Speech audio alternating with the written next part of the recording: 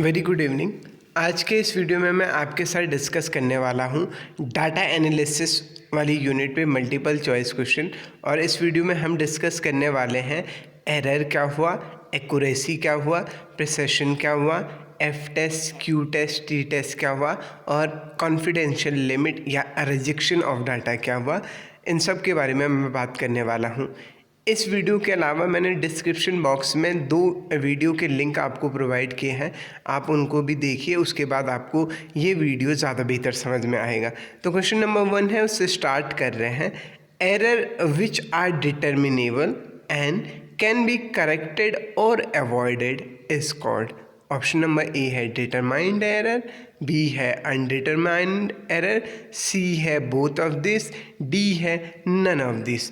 तो ऐसी एरर जिन्हें आप डिटरमाइन कर सकते हैं, जिन्हें आप सुधार कर सकते हैं और जिन्हें होने से आप रोक सकते हैं, उनको आप डिटरमाइंड एरर कहते हैं। तो यहाँ पे करेक्ट आंसर हो गया ऑप्शन नंबर 1। दूसरा सवाल है, which of the following error are determinable and can be corrected और अवॉइडेड। ऑप्शन नंबर ए है instrumental error, option number B है ऑपरेटिव एरर, सी है एरर ऑफ मेथड, डी है ऑल ऑफ दिस। तो basically ये सब जो चीज़ें हैं, instrumental error, operative error, error of method, ये सभी डिटर्मिनेबल एरर का हिस्सा है। तो इसीलिए यहाँ पे करेक्ट आंसर है option number D, all of this. तो इंस्ट्रूमेंटल एरर, आप इंस्ट्रूमेंट की वजह से अगर आप में आपके मेज़रमेंट में कोई एरर आ रहा है तो आप उसे दूर कर सकते हैं। आप इंस्ट्रूमेंट को ऑपरेट करने की वजह से कुछ अगर एरर प्रोड्यूस हो रहा है तो आप उसको भी दूर कर सकते हैं।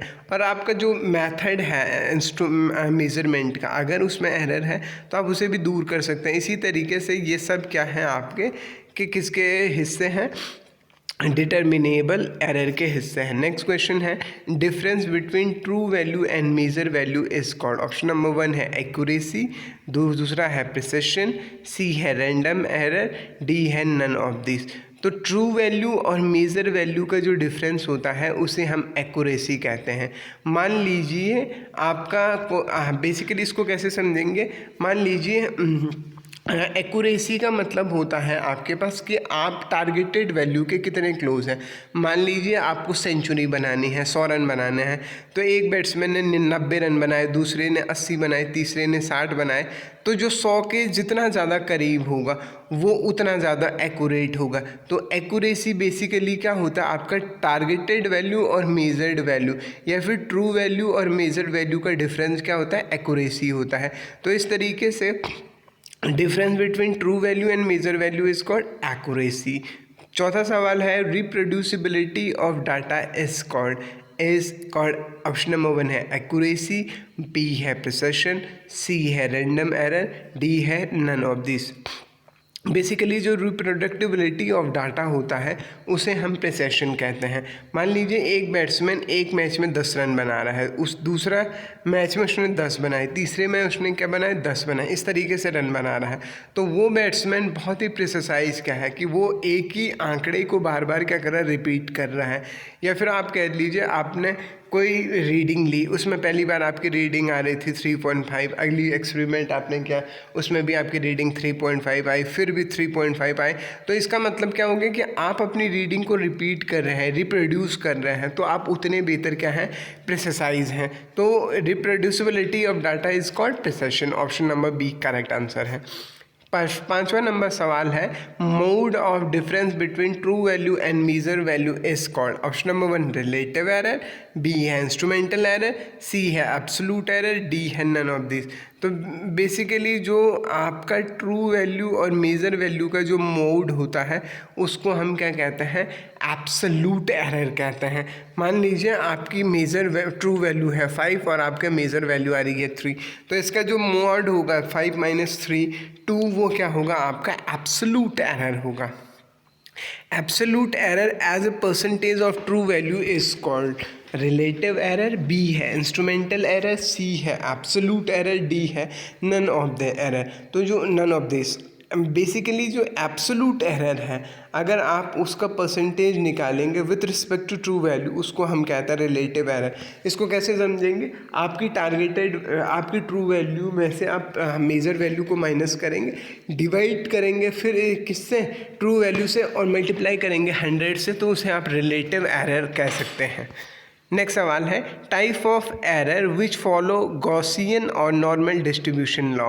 बेसिकली ऑप्शन है relative error, instrumental error, absolute error and random error. Random जो एरर होते हैं, देखो एक्यूरेसी या प्रिसिशन वो कब इस्तेमाल होते हैं, वो सब आपके लिए डिटर्मिनेबल एरर के लिए इस्तेमाल होते हैं। लेकिन जब आपका रैंडम एरर हो रहा हो तो उस समय आपको नॉर्मल डिस्ट्रीब्यूशन लॉ या गॉसियन लॉ के थ्रू जाना पड़ता है।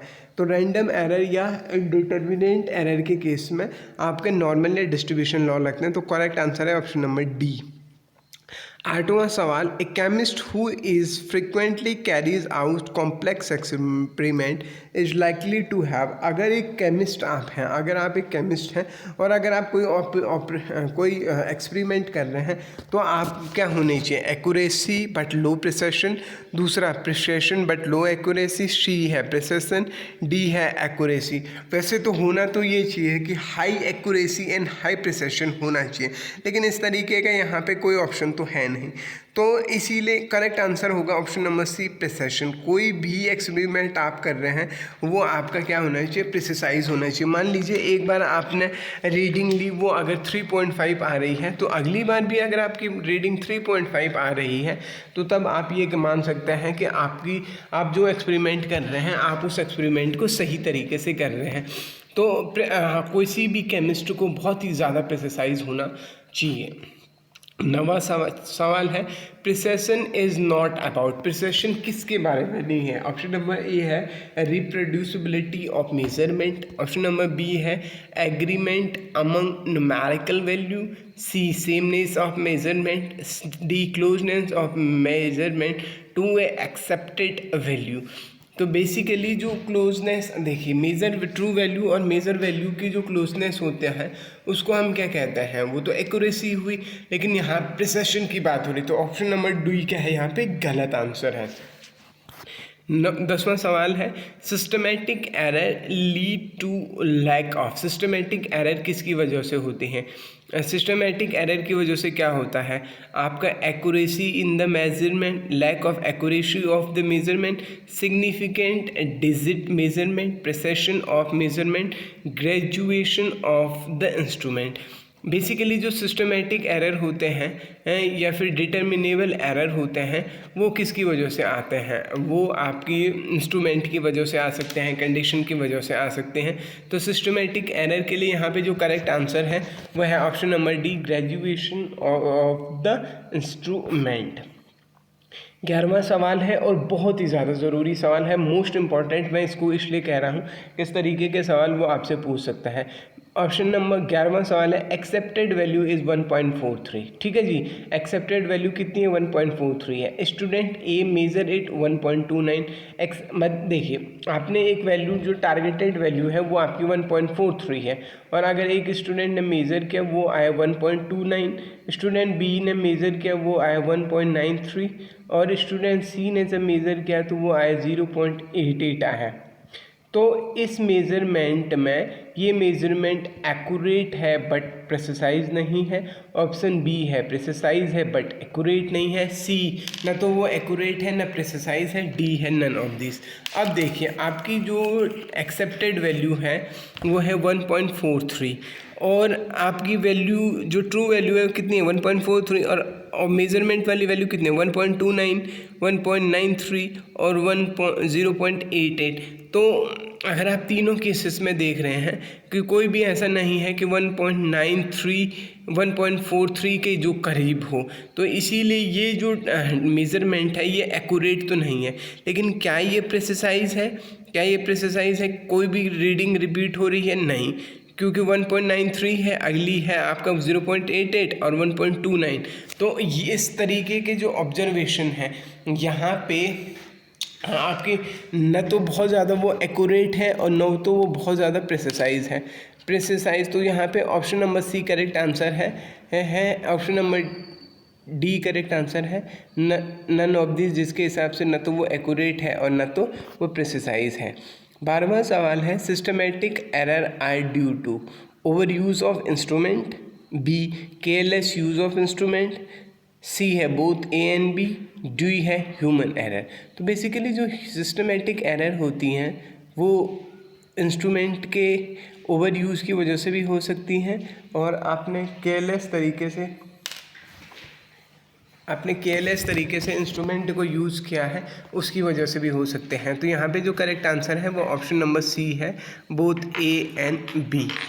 13वां सवाल है systematic error can be removed by, option number A है buying new instrument, C breaking of instrument, D dusting of instrument, D recalibration of instrument. अब जो सिस्टमेटिक एरर है आपकी, उन सिस्टमेटिक एरर को आप कैसे रिमूव कर सकते हैं?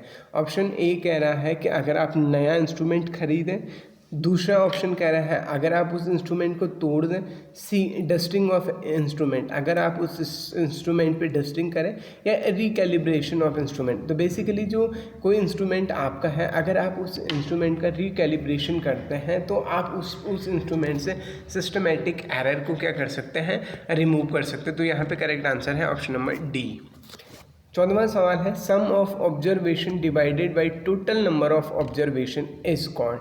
ऑप्शन नंबर 1 है मीन, 2 है एक्यूरेसी, सी है प्रिसिशन, डी है ऑल ऑफ दिस। तो sum of observation divided by total number of observation, मान लीजिए किसी ऑब्जर्वेशन में आपको कोई वैल्यू के मान मिले, आपको 1 2 3 4 5 मिले, तो इनका जो सम होगा, sum of 1 2 3 4 5 and divided by total observation कितने हैं 5, तो जो sum of observation divided by total number of observation कहलाता है आपका mean.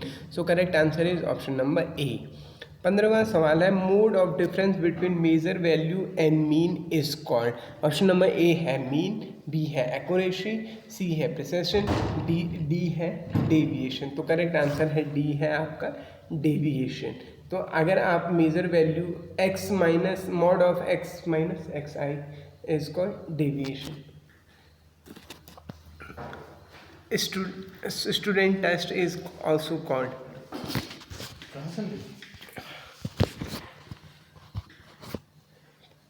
Student test is also called. Option number A है T test, option number B है एफ टेस्ट, सी है क्यू टेस्ट, डी है none of this. So option number आपका जो T test है आप उसको स्टूडेंट टेस्ट भी कहते हैं। तो क्वेश्चन नंबर 16 का करेक्ट आंसर है option number A T test. 17वां सवाल है condition for T test, F test और Q test. T test, F test और क्यू टेस्ट के लिए condition, experiment is done by 2 different people. Option number B है experiment is done by 2 different environmental condition, experiment is done by 2 different instrument. अगर 2 अलग अलग लोगों ने क्या किए, टेस्ट किए, मान लीजिए किसी ऑप्शन आदमी ए ने टेस्ट किए, उसके रिजल्ट कुछ और आए ऑप्शन, और दूसरे आदमी ने कोई टेस्ट किया, उसके आंसर कुछ और आए, तो उस सिचुएशन में आप एफ टेस्ट, टी टेस्ट या क्यू टेस्ट को अप्लाई करते हैं। अगर आपने 2 अलग अलग इन्वायरमेंटल कंडीशन में टेस्ट किया, आज आपने टेस्ट किया और आप उसके रिजल्ट कुछ और आए, और आपने कल टेस्ट किया आप उसके रिजल्ट कुछ और आए, या फिर आपने एक T1 टेम्परेचर पे कोई टेस्ट किया उसके अलग रिजल्ट आए, और T2 टेम्परेचर पे आपने कोई दूसरे टेस्ट किया और उसके अलग रिजल्ट आए। तो इस तरीके से अलग अलग इन्वायरमेंटल कंडीशन पे आपने टेस्ट किया, या फिर आपने 2 अलग अलग इंस्ट्रूमेंट से क्या किया, आपने टेस्ट किया, और अगर आपको अलग अलग क्या आए, रिजल्ट आए, तो उस सिचुएशन में आप F test, Q test, T test करते हैं। 18वां सवाल है T test is done for getting critical value of. Option number A है मीन, बी है standard deviation, C both of this, D none of this. तो जो मीन टी टेस्ट हम करते हैं जब उससे आपको मीन की क्रिटिकल वैल्यू मिलती है, तो ऑप्शन नंबर ए क्या है, करेक्ट है। 19वां सवाल है F test is done to calculate relative value of mean. Option B है स्टैंडर्ड डेविएशन, सी है एक्यूरेसी, डी है प्रिसिशन। तो करेक्ट आंसर है option number D, precision is correct answer. 20वां सवाल और आखिरी सवाल है which of the following test is called rejection test. Option number A है टी टेस्ट, बी है एफ टेस्ट, सी है क्यू टेस्ट, डी है नन ऑफ दिस। तो जो क्यू टेस्ट होता है आपका उसे आप रिजेक्शन टेस्ट कहते हैं। इसका मतलब क्या हो गया, मान लीजिए आपकी पूरी क्लास में सभी बच्चों के आंसर आ रहे, किसी बच्चे का आंसर आ रहा था, क्लास के बाकी बच्चों का आंसर आ रहे हैं 2, 3, 4, 5 और अचानक से आपका आंसर आ रहा है 90।